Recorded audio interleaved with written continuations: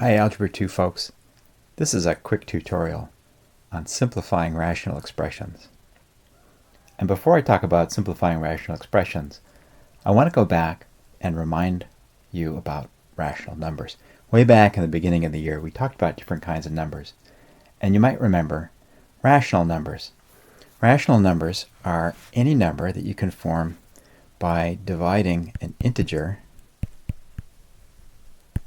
by an integer in a fraction. So, for example, 2 over 3, 2/3. That's a rational number. And the integers that you use can be, well, anything.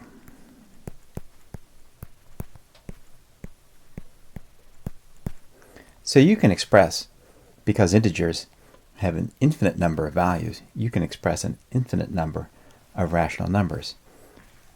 Although the set of numbers that you can't express using rational numbers is actually much larger. And that's a weird thing for another time.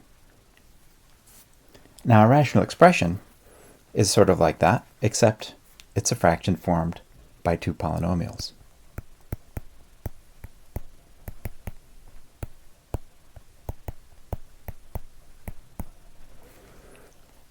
For example, I don't know, x plus 5 over 3x squared plus 7. That's a rational expression. So before I go on and talk about how to simplify rational expressions, I want to remind you how you simplify fractions.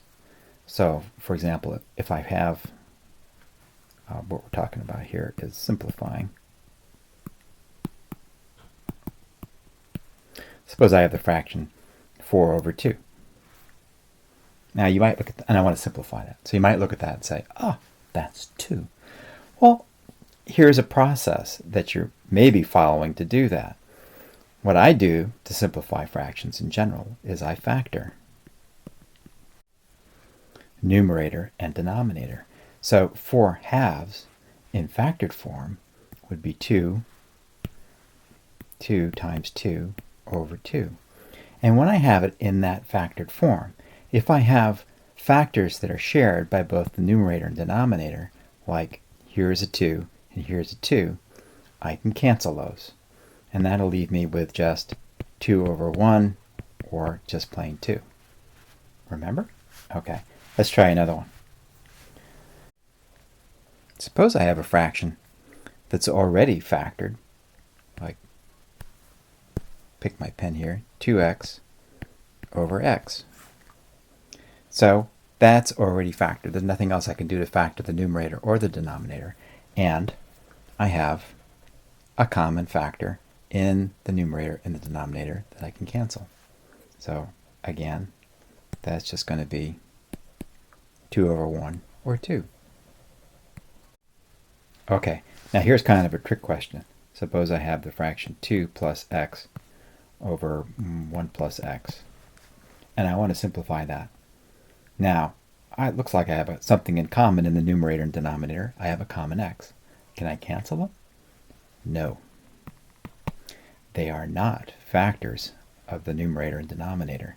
In order to do the cancellation, the numerator needs to be in factored form. The denominator needs to be in factored form. And I can only cancel factors. So 2 plus x can't be factored. And it's not the same as 1 plus x. There's no cancellation I can do. Okay, now let's go try some more interesting examples. Here I'll write a rational expression, which is a little more interesting. Again, remember this is a polynomial over a polynomial. Okay, I want to simplify that. There's nothing I can do right now. These are different, right? But have I factored them? Well, no, I haven't, not yet. So I'm going to write this again in factored form. Now the numerator I can't do anything with. The denominator I could factor. And you remember when we did factoring polynomials and factoring quadratics, you wondered when would I ever use this? The answer is later on in math class.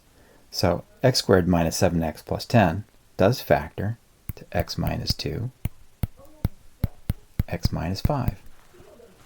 Now I have the denominator in factored form, And I can see that one of the factors in the denominator matches a factor, the only factor in the numerator, and I can cancel them. So what I'm left with is not x minus 5. Remember, this x minus 5 isn't in the denominator, so it's really the fraction 1 over x minus 5. So that is a simplification of the original rational expression. All right, think you got it? Let's try another example. How about 3x over 3x squared minus 96x. Well, it sure looks like that 3 could cancel, right? Careful. No, because the denominator is not written in factored form, such that that 3 is a factor. Now, the 3 is a factor of the denominator, but it's not written in factored form. So we better do that first. In fact, it looks like we could factor out an x in the denominator as well. So we'll try doing both of those. I'm going to rewrite the fraction. The numerator stays the same. I'm going to factor out a 3x from the denominator. I'll get x minus, let's see, 96 over 3 is probably like 32. And I've taken an x out of the second term as well. So we have x minus 32, finally. So the denominator now, 3x times x minus 32, is the fully factored form. Now I can do some cancellation. I'm highlighting the fact that the factor in the numerator, the only one, matches a factor of the denominator when the denominator is written in factored form. And when that happens, I can cancel them. Yippee. Okay. So now I'm left with, again, this x minus 32 is in the denominator, so I have to rewrite my fraction with it still in the denominator. And the numerator is just 1 because I canceled that 3x.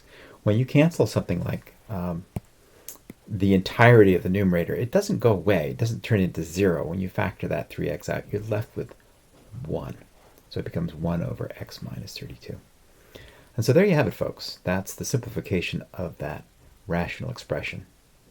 So those are the highlights. I think you should be able to go on and try some examples in Delta Math.